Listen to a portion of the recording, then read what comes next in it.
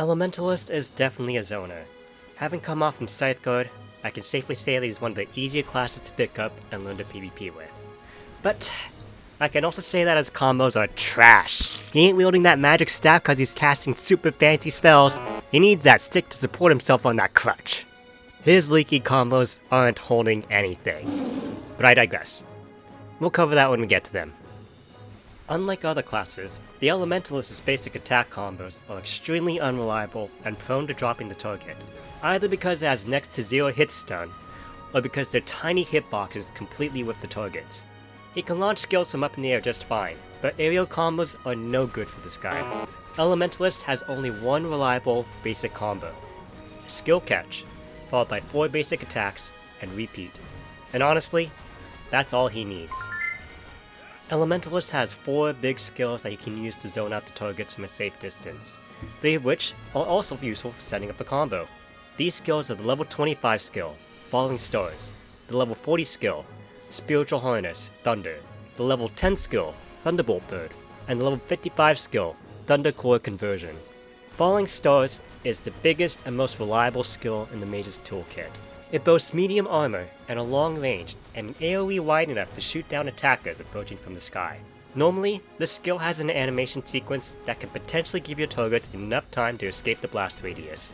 However, you can skip this animation if you simply activate the skill mid-air. After blasting the target, you'll have enough time to follow up with another skill to combo them for maximum damage. The level 40 skill, Spiritual Harness, is another large AoE skill useful for catching the targets at range. It's fairly quick and floats enemies up in the air for just long enough to pick them up with the combo without needing another skill. It also debuffs the target with a magic armor break, allowing you to deal a little extra damage to them for some time.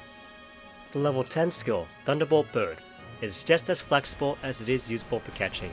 On top of its wide range, the attack animations autonomously persist for several seconds, keeping the targets potentially combo locked the entire time. Because the Falling Stars skills has a staggering recovery animation, Thunderbolt Bird is pretty useful for confirming the combo if it's too difficult to pick up otherwise. Unlike the previous skills, the level 55 skill, Thundercore Conversion, is a bit trickier to handle. Technically, this skill has the largest range and AoE in the Elementalist's toolkit. The biggest issue that holds the skill down is the slow travel time that this projectile takes to reach the target. Ordinarily, you need to hold and charge the skill for a couple of seconds, or burn all of your Thunder Orbs immediately to get the most out of the skill. But just like with Falling Stars, you can skip the animations and even negate the charging requirements, just by jumping and activating the skill mid-air, letting you blast off a full-powered Thundercore Conversion whenever you want. Targets will be completely stun-locked if caught, so feel free to blast away at them while this skill lasts. And those are the Elementalist's 4 biggest zoning skills he had to offer. Now we'll start by covering his combos and support skills. The first on this list is the level 20 skill, Lord of Thunder. This skill generates lightning balls called Thundercores that will passively deal extra damage while you're hitting a target. But the real benefit of this skill is the cooldown reduction buff it comes with. Once you reach level 45, your skills can have a maximum of a 30% reduction time based on the number of Thundercores you have when you activate the skill. This will save you a lot of waiting time and let you activate your catching skills even more during a match.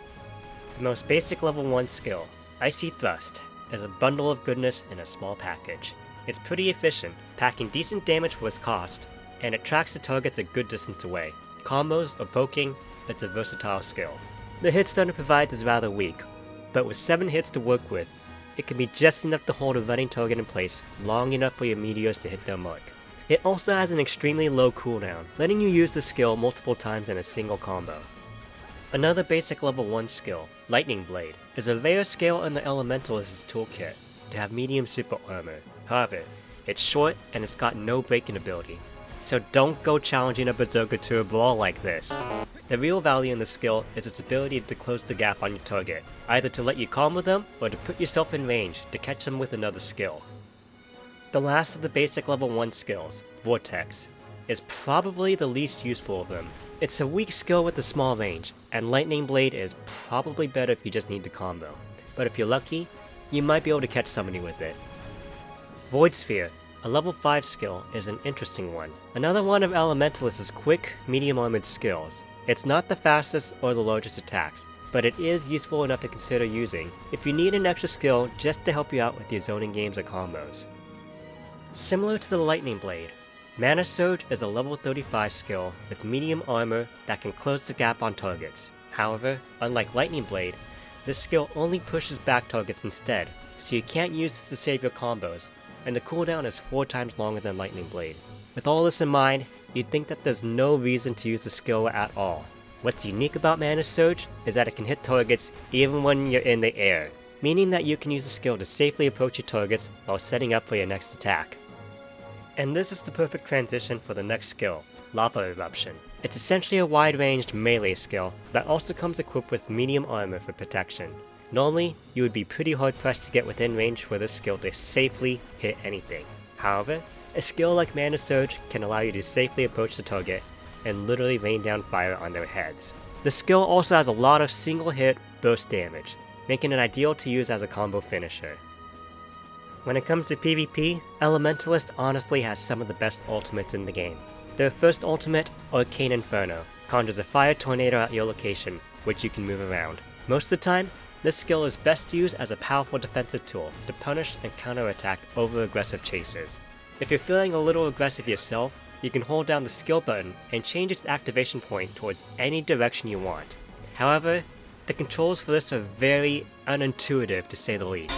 To move the tornado starting position, you move your mouse across the screen instead of using your WASD keys.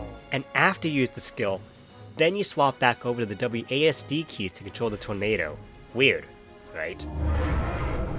The second ultimate skill, Primordial Implosion, is a rather straightforward but still very powerful skill. It covers a very large AoE in front of you, constantly catching and damaging anything that steps within its zone. It has a split second of a starting animation time, so a running target might be able to avoid it. It's most accurately if you use this defensively, just like the first ultimate, but as long as you're in melee range of your target, this is an easy catch and a free combo for you as well after the skill ends. And there we have it! That concludes my PvP combo guide to the Master of Magic, the Elementalist. You know, for having the worst combo of the game, he sure does have a lot of flexibility and versatility in his playstyles.